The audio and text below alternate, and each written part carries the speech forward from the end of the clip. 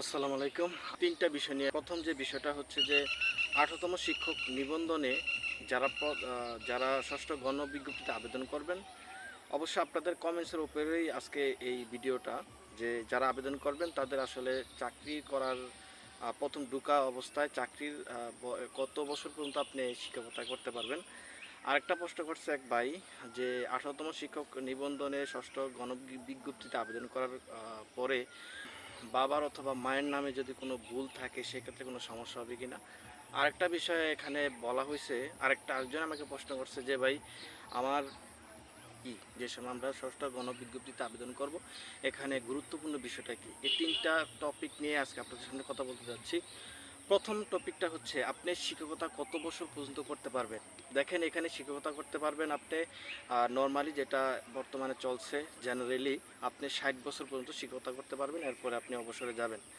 দ্বিতীয় যে প্রশ্নটা আসছে, আপনার মায়ের নাম, বাবার নাম অথবা আপনার এই নাম বানানগত কোনো সমস্যা যদি হয়ে থাকে সেক্ষেত্রে কোনো সমস্যা হবে কি না। এক্ষেত্রে কোনো সমস্যা হবে না, পরবর্তীতে আপনি চাইলে ঠিক করে নিতে পারবেন।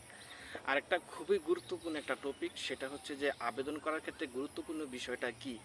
গুরুত্বপূর্ণ বিষয়টা হচ্ছে আপনারা জানেন যে আপনার যে নাম্বার, যে আপনার যে নাম্বারে আপনি পাস করছেন, কম নাম্বার বা বেশি নাম্বার, আপনারা আগে থেকে অবগত আছেন যাদের ভালো মার্কস আছে তাদের জবটা কিন্তু খুব আগেভাগেই হবে। তো সেক্ষেত্রে এখানে একটা গুরুত্বপূর্ণ কথা হচ্ছে যে যার মার্কটা একটু কম তাদের উদ্দেশ্যে বলছি যে আপনারা একটু নিম্নমানের স্কুলে আবেদন করবেন।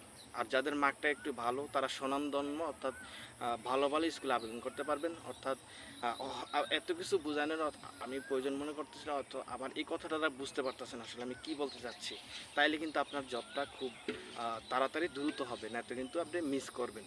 যাই হোক, এই হচ্ছে আজকের তিনটা টপিক নিয়ে কথা বললাম। এর পরবর্তী যদি কোনো প্রশ্ন থাকে অবশ্যই আমার এই কমেন্ট বক্সে